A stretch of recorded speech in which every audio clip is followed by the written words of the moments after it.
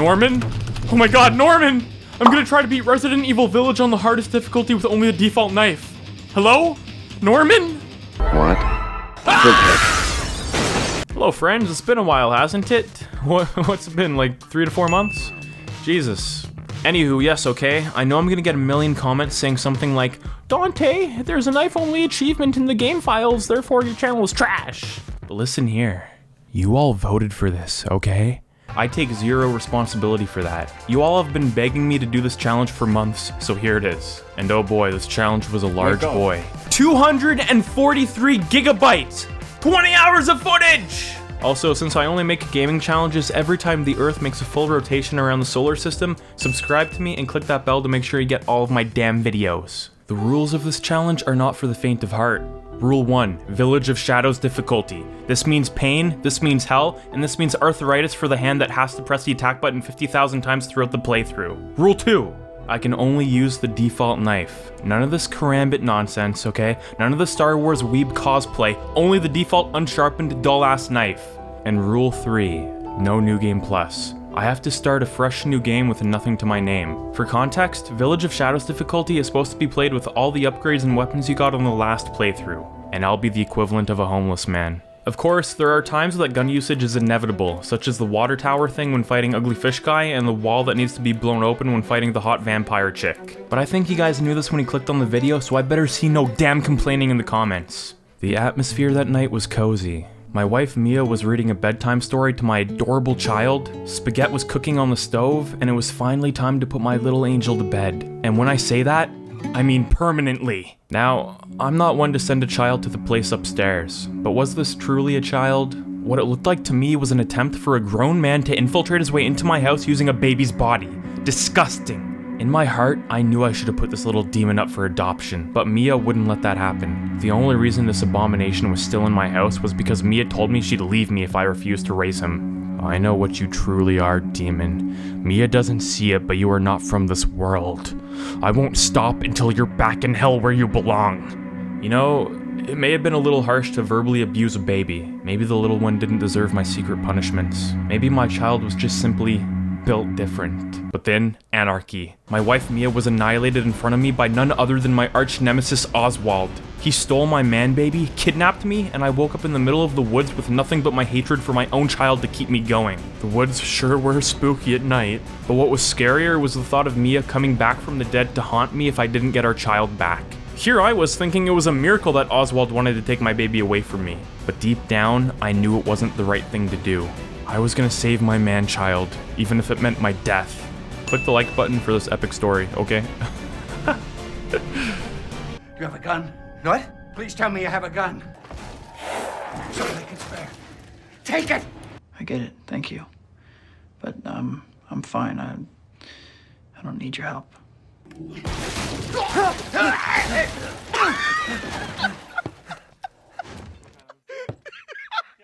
How'd that get in there?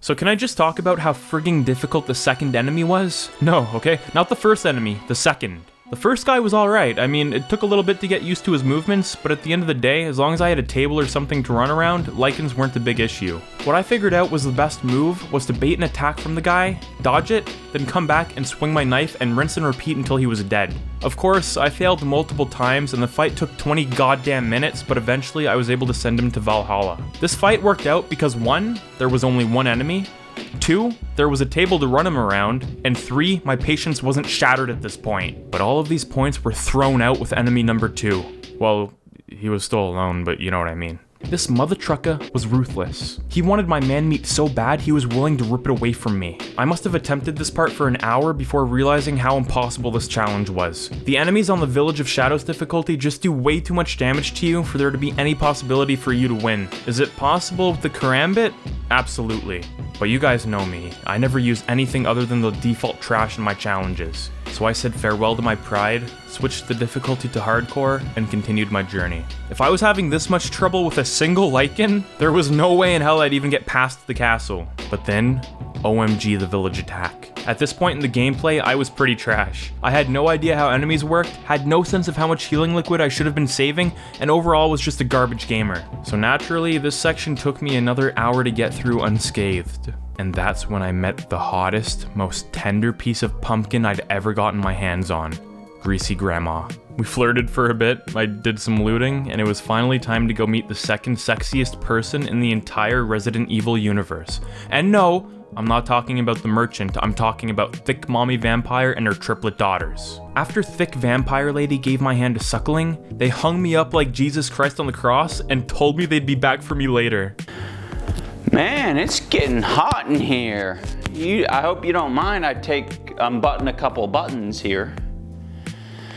I hope you don't mind that. As excited as I was to hear that, I realized in that moment I couldn't wait for them to come back, so I ripped my hands through the meat hooks and went looking for the mother-daughter combo meal. During my adventure through the castle, I came across my man the Duke. This guy was the coolest damn person I ever had the pleasure of meeting. He smoked cigars, sold me weapons, and even gave me some life advice every now and then. When it comes to the Duke, literally the only thing I'd buy from him was more health and more inventory space. Nothing else was quite to my taste. So here's the deal, okay?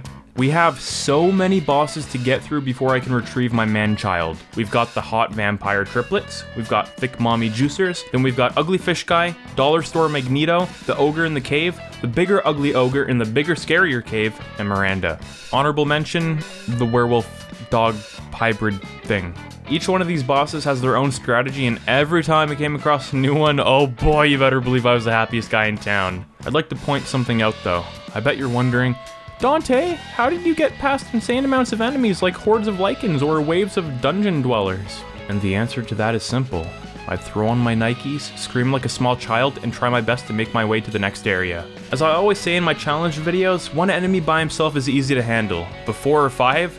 Yeah, I'd have better chances of becoming the Pope. Also, and this is very important, the enemies, for some darn reason, had areas they weren't allowed to go. So Timothy here will be our test subject. Timothy will try his darndest to bonk me on the head and send me over to Mother Miranda, but you see, Timothy has his limits. He's not allowed to step over this line right here. As Timothy retreated, I'd run up behind him and stab him in the back. I'd continue doing this procedure until his fragile little body just couldn't handle it anymore. Was it wrong? Probably. But remember kids, the honorable man rarely wins the fight. Just ask Ned Stark. But enough about little tiddlywink baby-faced enemies. What of the vampire and her daughters? You see, the daughters were easy enough. Yes, they used a lot of my healing items and were a real nuisance, but I was able to best all of them. I guess now would be the time to explain how I swung my knife so fast. In Resident Evil 8, you see, the knife has a double swing cooldown animation. So swing, swing, pause, I can't do anything. Swing, swing, pause, you get the point. Ethan sucks at swinging his knife, but if I happen to press space to guard in between swings, watch what happens. Whoa, Ethan, calm down! You're about to split the universe with that speed! Whoa! And so that's all I did to defeat the vampire triplets. Just slap the shit out of them with my knife, guard when they tried to hit me back, and heal when my health got too low. I was actually surprised at how easily I was able to take them out. In fact, the final girl was the easiest. These hoes are scared of ice for whatever reason, so every time I'd open the ceiling, the dummy would cower in a corner and cry about her life. Then I'd go over, slap her across the face, demand her to make me a sandwich, and then heal up before the ceiling closed. You see, when your screen is red in this game, if you give it a few seconds, you'll heal up enough to take another light swing. So I just kept doing this until she was dead. This means I only used 1 heal on her instead of 2 to 3, and that's important because heals were limited in this playthrough. Very limited. I needed to be saving as many as possible for Miranda and any of the other bosses, which means using any on the lowly slaves of the house was a big no-no. I came to tell the merchant of my great deeds, but the fat ass was sleeping on me. Wake up, fat boy! No sleeping on the job. If you fall over, this whole damn castle is gonna collapse. Let's talk about Samkas, the man-bats, the angels of my dreams. These boys were easy to just run past. They were also very easy to knife fight, but at a certain point, I just started booking it. Why pick a fight when the Nike strat works just as good? And here, I came to Mama Vampire. This woman had a "you must be this tall to ride" sign, and unfortunately, I didn't make the cut. So naturally, I decided I'd get revenge for all short guys everywhere by vanquishing the beast. By the way, I'm not short, okay? I'm a crisp 5'10". Just thought I'd point that out. Now then, the Lady Dimitrescu fight. This battle was easy! You see, all bosses had their strats. Just memorize 3 or 4 moves and you were golden. In fact, all my strats were taken from Legacy GR and Best Gamer Challenge on YouTube. These guys saved me multiple hours of my time, so thank you so much. What I learned about Lady D is that she has 3 attacks. One is the fly attack, one is her normal gobble attack, and the last is her unicorn helicopter attack. On the fly attacks, I'd simply hide in one of the 2 towers, wait till they dispersed, and then continue the fight. Easy! On her gobble attacks, I'd hit her 2 or 3 times, run away a bit, let her bite at me, then rinse and repeat. Very simple. And on the flight attacks, I'd see where she went, go to the direct opposite side of the tower, and wait for her to land. After enough of this, she begins her phase 2, which is even easier than her phase 1. I'd stick to the left side of the tower and swing at her until her mouth became bright red, then I'd run to the right, let her attack, and repeat this process. She took a good 30 minutes to defeat, but crossing that castle off my list was a great feeling. I met Greasy Gramma again, we flirted some more, I broke up with her, and then we continued on my journey. I thought all was well, you know? I made my way down some beautifully constructed stairs, ignore the bodies, when I came across this universe's version of Batman. This terrified me. I booked it. Surprisingly, these kind gentlemen let me open the door to escape and then vanished from existence. This was a common theme throughout the challenge, by the way. I'd run from a horde of demons, get to a safe area, and then magically my pursuers would cease to exist. It was comforting and also terrifying at the same time. That's when I met up with my main man, the merchant, again. He proceeded to tell me I was holding my pickled daughter in my hands and then began telling me riddles. It was quite the situation. I'm skipping the dollhouse because you can easily get through that without a knife. Let's instead focus on Moreau. This piece of trash was tough. His health bar is through the roof, and that pissed me off. Now at first, my strategy was to get him locked in an animation loop where I'd slap him twice, he'd attack me, I'd run, repeat, repeat, repeat. This wasn't very sustainable though, because this boss fight would take me over an hour, meaning I'd have to be perfect at avoiding damage the entire time, and this guy was super unpredictable and annoying. After failing multiple times, I snapped and watched some more of Legacy GR's speedrun, and this gave me the golden nugget of information I needed. Trap the stupid fishman between the houses and bully him to death. It was brilliant. And although sometimes he'd break his way out of his chains, I'd just circle around the house, get him to attack back into the area that got him stuck, and attacked him until he pleaded guilty to the crime of being a sorry excuse for a mermaid. I danced on his disgusting corpse and sold his body to the black market. By the way, not counting all the times I failed, okay? Just the amount of time it took me to bring this man's health down from 100 to 0, it took me exactly 1 hour and 7 minutes. My hand felt like it had 7 separate cases of arthritis after that. I'd like to show you guys a little trick here that I think you'll enjoy. Remember this horrifying part of the game where a big-ass werewolf jumps you out of nowhere and starts gnawing on your ribcage? Well, I got him stuck. What are you doing, step bro? I'm not sure if this is repeatable or not, or if I just happened to get lucky, but I somehow led this wild animal onto the porch and his life immediately ended there. I took my opportunity and cut him up.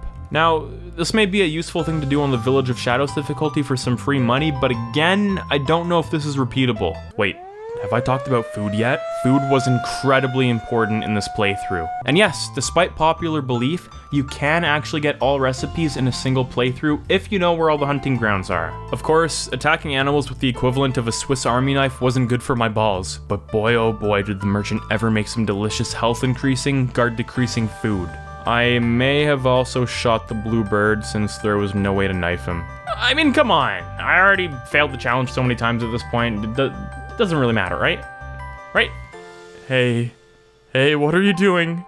Oh, please. Here, I came to a true test of strength, the werewolf marathon. I thought this part was going to be 10 times harder than it was, but luckily for me, my legs were faster than these animal-human hybrids. And once both levers were pulled, I was a free man. Then comes another damn marathon. But for some reason, nobody was there. This part is supposed to be extremely difficult to get by with waves and waves of werewolves coming at you as you desperately try to make your way to the exit. But for some damn reason, none of them spawned. God graced me with the miracle of a glitch in my time of need. I felt so blessed. That is, until I came to Big Boy Gonchi. This piece of garbage, dare I say, was the toughest damn boss of the entire gameplay. Yes, I found him even harder than Miranda. This man doesn't have some crazy exploit like Moreau's prison, nor does he have some simple strategy like Dimitescu that allows me to beat her easily without taking damage. This man has big beefy hit points. This man has superhuman strength, and this man has friends. Everything I don't have. See, if he was alone, no problem. I could take a slap or two, slice up his ankles, and call it a day. But this lad loves to call in his friends when he's feeling lonely. Now, I may be wrong, but I believe these boys spawn infinitely every minute or so. Normally this wouldn't be too bad, but because I'm using a puny folding knife, it takes a long time to get this big boy from 100 to 0. Meaning every minute, I'd have to defend against Big Boy plus 4 of his cronies. Yeah, that stuff's damn near impossible. So I'm afraid this is where the challenge ends. I tried for 3 hours straight before giving up and smashing my keyboard on the wall. This is the very first challenge in my entire career that I couldn't do based on my skill alone. Just kidding! There's always a way, my brothers and sisters. This man has a single weakness. You can catch him in an infinite attack loop, and although this loop is very tricky to keep going, if you can hold it off for about 10 minutes or so, the large man will hold off on calling all his boys. So after multiple attempts, and after smashing dozens of holes in my desk out of anger, I was finally able to beat him. Let me just speed around the factory here, okay? As long as you know where you're going and what you're doing, this place is pretty easy to pass through. Then we come to Fan Man. This guy had to be the easiest damn boss of the entire game. He had a lot of health, and it took 10 years to beat him down, and he was pretty dangerous when he was on fire, but overall I didn't have much of an issue with the guy. I think I beat him on my second try. Then I met my arch nemesis again, baby-faced Chris. He told me that Mia wasn't actually Mia, but that she was Miranda, aka the old lady. And that's when my life ended as I knew it. Those voluptuous lips, that sweet mom bod, it was hers?